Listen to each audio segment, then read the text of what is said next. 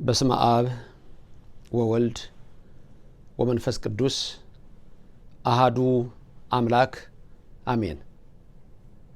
አባቶቼ ካህናት ቡራኪያችሁ ይድረሰኝ።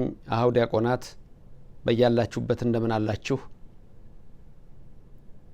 የቅድስት ቤተክርስቲያን ጌጦቿ ከዋክብት ምእመናን አባቶቼ፣ እናቶቼ፣ ወንድሞቼና እህቶቼ እግዚአብሔር አምላክ የሚወዳችሁ ሕፃናት ጭምር ሰላም እግዚአብሔር ከሁላችን ጋር ይሁን። የአብ ጸጋ የወልድ ቸርነት የመንፈስ ቅዱስ ኅብረት አንድነት በሁላችን ላይ አድሮ ይኖር። ባላችሁበት ስፍራ ሁሉ የእግዚአብሔር በረከቱ በእናንተ ላይ እንደ ዝናብ ይውረድ። ትላንት በተማራችሁት ትምህርት ላይ እንደገለጻችሁት ዛሬ ያን ታላቅ ሚስጥር የጸሎት ሚስጥር ልነግራችሁ ነው። ምክንያቱም ሁላችሁም ብዙዎቻችሁ መማር ማወቅ ትፈልጋላችሁ። ሁሉም ሰው ያስፈልገዋል ይሄ ጸሎት። ሁሉም ሰው የሚያስፈልገው ጸሎት ነው የምነግራችሁ። ይሄ ጸሎት መቼ ነው የሚጸለየው የሚለውንም ማወቅ ያስፈልጋል። በየቀኑ ሊጸለይ ይችላል፣ ሁልጊዜ ሊጸለይ ይችላል። እንደ መዝሙረ ዳዊት ጸሎት በሳምንት ስለተከፋፈለ በስድስቱ ቀናት ተከፍሎ እሁድ ሁሉም እንዲጸለይ እግዚአብሔር ያዛል። ይሄ ጸሎት የትኛው የጸሎት ክፍል ነው? መቼ ነው የሚጸለየው? ለማን ነው መጀመሪያ የጸለየው? ማን የጸለየው የሚለውን እነዚህ ነገሮች እንመልከት። አንደኛ ማን የጸለየው? ሁለት ስለማን የተጸለየው? ሶስት የትኛው ጸሎት ነው? አራት መቼ ነው የሚጸለየው? ባጭሩ መቼ ነው የሚጸለየው የሚለው ላስቀድምላችሁ። ሰው ብቸኝነት ሲሰማው፣ ኑሮ ሲያጎብጠው፣ ፈተና ሲበዛበት፣ ሰዎች ሲረግጡት፣ ቃል ኪዳናቸውን ሲያፈርሱበት፣ በመከራ ሲወድቅ፣ አሉኝ የሚላቸው ሲከዱት፣ ብርሃን ሲያጣ፣ ጨለማ ሲከባው፣ መንገዱ ድጥ ሲሆንበት፣ ገደል ሲሆንበት፣ አውሎ ነፋስ ሲነሳበት፣ ማዕበል ሲነሳበት፣ ሲናወጽ፣ ሲንቀጠቀጥ፣ ሲንገዳገድ፣ በኑሮ በጤና በፈተና ጎርፍ ሲሆንበት፣ ብቻውን የሆነ ስሜት ሲሰማው፣ ብቻዬን ነኝም የሚል ሰው ይህን ጸሎት መጸለይ አለበት። ይሄ ጸሎት ማን የጸለየው መጀመሪያ ስትሉ፣ ብቸኛ የሆነ ሰው የጸለየው ጸሎት ነው ይላል።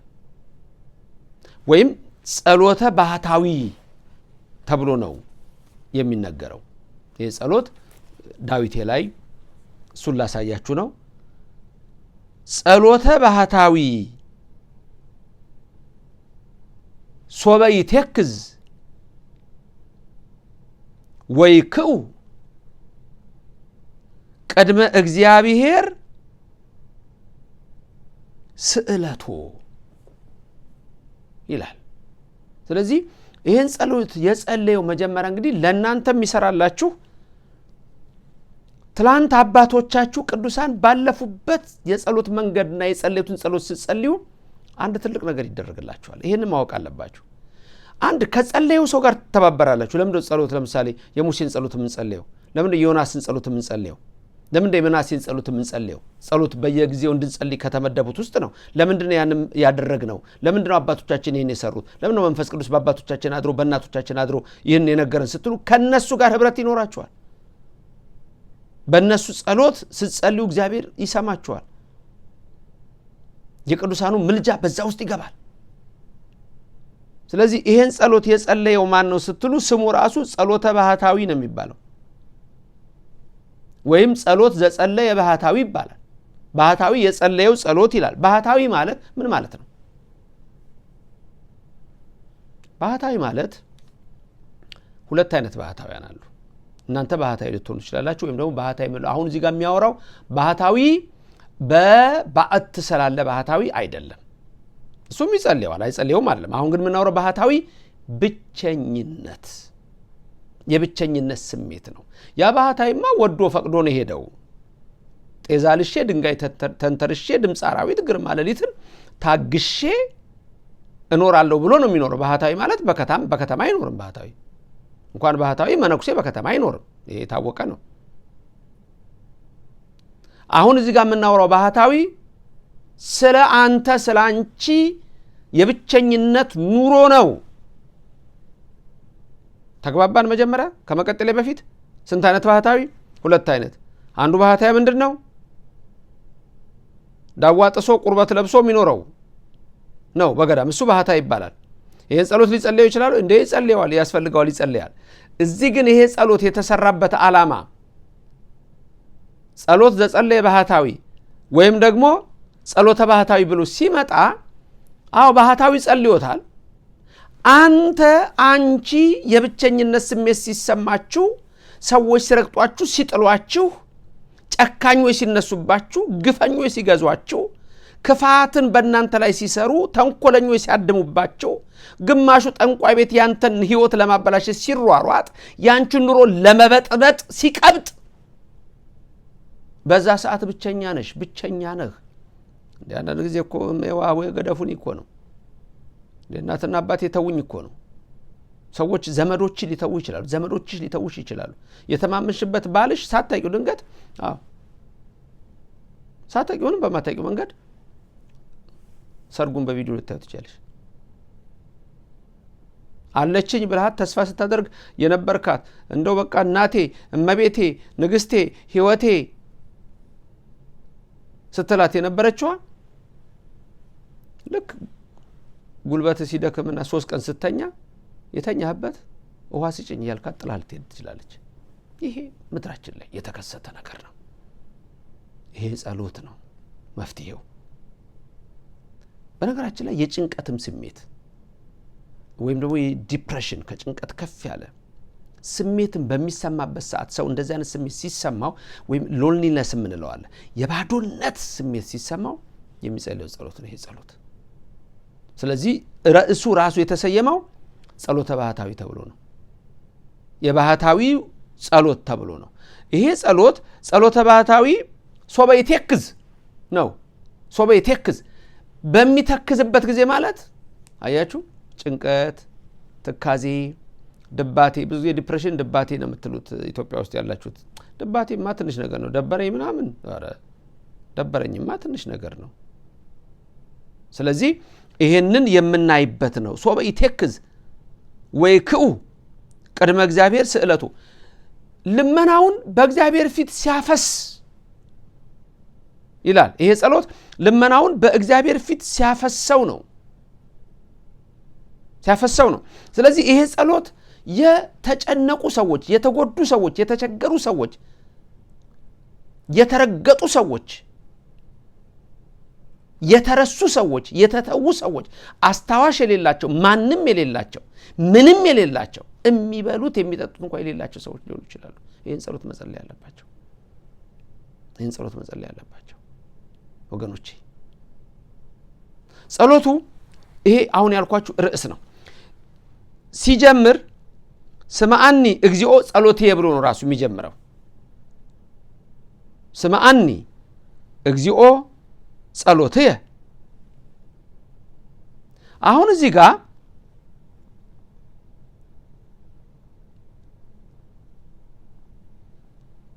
ስምዐኒ እግዚኦ ጸሎትየ ማለት አቤቱ ጸሎቴን ስማኝ። መጀመሪያ ቅድም እንዳልኳችሁ ማን የጸለየው? ባህታዊ። ስለምን ጸለየው የሚለው ደግሞ በኢንተ ትሩፋን ተብሎ የሚጠራ ነገር አለ። ለእናንተም እንዲገባችሁ ቅድም ከምንለው ህይወት ጋር የደረሰባቸው ነው። ትሩፋን አንድ በስልምናሶር ንጉስ በአሶር 10 ነገር ተማርከው የቀሩት 2 ነገድ በጭንቀት በመከራ ውስጥ በዘመድ ናፍቆት በተለያየ መከራ ውስጥ የወደቁት ናቸው፣ የቀሩት ናቸው። ኋላ ግን እነሱም አልተረፉም፣ ልጆቻቸው አልተረፉም። እርግጥ ዘመኑ በመሃል ብዙ ዘመን አለው፣ ከ200 ዓመት በላይ አለው። የባቢሎን ንጉስ ናቡከደነጾር ደግሞ መጥቶ 12ቱንም ነገድ ጠርጓቸው ይዟቸው ሄደ ባቢሎን የሄዱት 70 ዓመት ስለቆዩ ትልልቆች ሰዎች በጠቅላላ ሞቱ። ሽማግሌዎቹ አለቁ፣ አሮጊቶቹ አለቁ። እዛው የተወለዱት ወጣቶች ናቸው አብዛኛዎቹ ከዛ የወጡት። እነሱም ትሩፋን ተብለው ይጠራሉ። ስለዚህ በመሪዎች የተረገጡ፣ በነስልምናሶር የተረገጡ፣ በናቡከደነጾር የተረገጡ፣ በአሶር የተረገጡ፣ በባቢሎን የተረገጡ ዛሬም እኛ በዚህ ህይወት ውስጥ ነን። የተለያየ መከራ፣ የተለያየ ፈተና፣ የተለያየ ስቃይ፣ የተለያየ ችግር፣ አቤት ብዙ ነገር ነው ያለው ወገኖቼ። ስለዚህ ይሄ ጸሎት ያስፈልጋችኋል። ስለዚህ ጸሎተ ባህታዊ ዘጸለየ ባህታዊ ብሎ የሚነግረን ጸሎት ይሄ ጸሎት የተባለ የተነገረው በእንተ ትሩፋን ማለት ስለተጨነቁ ሰዎች ማለት ነው። የተቸገሩ ሰዎች ስለነሱ ይላል። 1 ባህታዊ ጸለየው፣ 2 የብቸኛ ሰዎች ጸሎት፣ 3 የትሩፋን ስለ ትሩፋን ነው መከራና ስቃያቸውን የሚናገረው ነው። ይሄ ለሁሉም የሚሆን ነውና ምን ብሎ የሚጀምረው እንዳልኳችሁ ሰማአኒ እግዚኦ ጸሎትየ ወይብጻ ቅድሜከ ገአርየ ወኢትምጥ ገጸከ እምኔ እያለ ነው ጸሎቱ የሚቀጥለው። አቤቱ አቤቱ አቤቱ ጸሎቴን ስማኝ፣ ፊትህን ወደኔ መልስ እያለ ነው የሚጸልየው። የትኛው ጸሎት ነው? ጸሎት ከመዝሙረ ዳዊት ውስጥ የትኛው ነው? መጨረሻ ላይ ነግራችኋለሁ ያልኳችሁ ጸሎቱን ማወቅ አለባችሁ። አንደኛ ማን የጸለየው፣ 2 ለማን የጸለየው፣ 3 እነማን ናቸው የሚጸልዩት። አሁን ደግሞ የምናየው የትኛው ጸሎት ነው ካላችሁኝ፣ ይሄ ጸሎት እስካሁን የደረሳችሁበት ሰዎች አላችሁ ከዚህ በፊት። ምክንያቱም ስለ ጭንቀት ሳስተምር ጠቆም አድርጌያችኋለሁ። መዝሙር 101 ነው። መዝሙር 101 ነው። በቅንፍ 102 ነው። በእኛ መጽሐፍ 101 ነው። በውጮቹ መጽሐፍና በአንዳንዶቹ ላይ መዝሙር 102። ለምንድን ይሄን እምላችሁ? አንዳንዶቻችሁ የምትጸልዩት በተለያየ ቋንቋ ሊሆን ይችላል። ይሄን ጸሎት በአማርኛ የሚጸልይ ሰው አለ፣ በትግርኛ የሚጸልይ አለ፣ በኦሮምኛ የሚጸልይ አለ፣ በሌላም ልትጸልዩት ትችላላችሁ። በፈለጋችሁት ቋንቋ እግዚአብሔር ይሰማል። ለሰው ልጆች የሰጠው ጥበብ ነው። እኛ ነን መለያያ መነካከሻ ያደረግነው እንጂ እግዚአብሔር ለሰዎች የሰጠው ጥበብ ነው። ስለዚህ በፈለጋችሁት በእንግሊዘኛ ሊሆን ይችላል። እንግሊዘኛው ላይ ሳም 102 ነው። አጭር ጸሎት ነው። በመከራና በስቃይ ውስጥ ያላችሁ ሰዎች ይህን ጸሎት በየቀኑ ብትጸልዩት ጸሎታችሁ ላይ ተጨማሪ አድርጋችሁ። ከዚህ በፊት የነገርኳችሁ ነበር። እንደውም ደስ ያለኝ ምንድነው ሌሎች መምህራን ስለ መዝሙረ ዳዊት በጣም እያስተማሩ ስለመጡ ደስ አለኝ። ብዙ እንደዚህ አይነት ነገሮችን እንድታውቁ ስለምፈልግ ነውና ተጨማሪ ነገሮችን ነግራችኋለሁ። ስለዚህ ይሄ ጸሎት በሁሉም ቋንቋ ልትጸልዩ ትችላላችሁ። መዝሙር 101 ነው። እምመኘው ግን እኔ በግዕዝ ብትጸልዩት ነው። ለመሰላችሁ ግዕዙ ደግሞ በቃ ፍጹም አዳም ከእግዚአብሔር ያወራበት ቋንቋ በሉት፣ ወደ እግዚአብሔር የሚደርስ ንጹህ ቋንቋ በሉት። ስለዚህ በሱ ጸሎት እንድታርጉ ፈልጋለሁ። በግዕዙ እንደሱ አርጉ። ድንገት አስተያየት የምትሰጡ ሰዎች እዚህ ላይ በርካታ ከሆናችሁ የምትፈልጉት ከሆነ በግዕዙ እንዴት እንደሚነበብ ሙሉን ቅርጽና ከነንትኑ እያሳየሁኝ ላው ላይ እያሳየው ሙሉን መዝሙር 101ን ብቻ እንዴት እንደምትጸልዩ ላስቀምጥላችሁ እችላለሁ። እንደውም ደግሞ ከፈለጋችሁ ከዛ በላይ ደግሞ ጠይቃችኋለሁ። እሱን ሳስቀምጥላችሁ ጠይቃችኋለሁ። የምትፈልጉ ከሆነ ደግሞ ሙሉ መዝሙሩ ደግሞ ምንድነው ትርጓሜው የሚለውንም ላስቀምጥላችሁ እችላለሁ። ምንድነው ትርጓሜው፣ ውስጡ ምንድነው የምለው፣ ይሄን ባልኩ ጊዜ ምንድነው ከእግዚአብሔር የማገኘው፣ እኔስ ምን እያልኩት ነው የሚለው ነገር። ጸሎት ከእግዚአብሔር ጋር መነጋገር ነው። ሌላ ትርጉም የለውም። ከእግዚአብሔር ጋር መነጋገር ነው፣ ማውራት ነው። ብታመሰግኑትም ወሬ ነው፣ ብትለምኑትም ወሬ ነው። ከእግዚአብሔር ጋር ማውራት ማለት ነው። ትርጉሙ እንደሱ ነው በእኛ የተቀመጠው። ከእግዚአብሔር ጋር መነጋገር ማለት ነው ጸሎት። ስለዚህ ዛሬ የትኛው ጸሎት እንደሆነ ለምን እንደተጸለየ ነግሬያችኋለሁ። ጽፋችሁ ቃለ ሕይወት ያሰማልን ስትሉ ሁሌ የምትሉኝ ሰዎች ቃለ ሕይወት ያሰማልን እናንተንም ያሰማልኝ እግዚአብሔር። ሁሌ እምላችኋለሁ በነገራችን ላይ ስለምትጽፉ ቃለ ሕይወት ያሰማልን ስለምትሉ እኔም እንደዛ ሁሌም ነው መመረቃችሁ። እግዚአብሔር አሁንም ጨምሮ በበረከቱ ይጎብኛችሁ፣ ክፉም አይንካችሁ። ስለዚህ አነባበቡን በግዕዝ መጸለይ ይፈልጋለሁ ነው የምትሉት። በግዕዝ መጸለይ ይፈልጋለሁ ብላችሁ የምትጽፉ ሰዎች አላችሁ። ያንን ላረግ እችላለሁ፣ ከናነባቡ አስቀምጥላችኋለሁ። መዝሙር 101 የጨነቀው ሰው የሚጸልየው ጸሎት ነው። ስማኒ ጋሬ ጸሎቴ ስማኒ ልመናዬን ስማኝ ጸሎቴን ስማኝ አድምጠኝ ተመልከተኝ እነዚህ ናቸው ወኢትምት ገጸከ እምኔ ፊትህን ከኔ አትመልስብኝ እንደሱ እያላችሁ ጸልዩ ዛሬ ጀምሩት በተለይ አሁን ባልኩት ችግር ውስጥ ነን ለምትሉ ሰዎች ዛሬ ጀምሩና ጸልዩት ዳዊትን የሰማ እናንተንም ይስማ ትሩፍን የሰማ እናንተንም ይስማ ባህታዊውን የሰማ እናንተንም ይስማ ለእናንተ ለሁላችሁም የምትለምኑትን ሁሉ ከደመና በታች ያስቀርባችሁ መሳሪያውን አውቃችሁታል አያችሁ ዝም ብሎ ምን ልጸልይ ምን ልበል በዚህ ሰዓት ለምትሉ ሰዎች መሳሪያውን አግኝታችሁታል አያችሁ በዚህ አይደለ ክርስቶስ ሰይጣንን ያፈረሰው በዚህ አይደለ አገዛዙን የደመሰሰው በዚህ አይደለ የዳደብዳቢያችንን ያፈረሰው በዚህ አይደለ ወደ ገነት የመለሰን በዚህ አይደለ ህይወትን የሰጠን ስለዚህ ይሄን አንገታችን ላይ እናረጋዋለን ይሄን በእጃችን ይዘዋለን ልክ እሱንም ጸሎቱን ያዙት ዳዊት ድል ያደረገበት ትሩፍ ድል ያደረገበት ባህታዊ ድል ያደረገበት አይደለ በሱ ድል አድርጉ አብ ይስማችሁ ወልድ ይስማችሁ መንፈስ ቅዱስ ይስማችሁ አብ ሆይ ማረን ወልድ ሆይ ራራ መንፈስ ቅዱስ ሆይ ይቅር በለን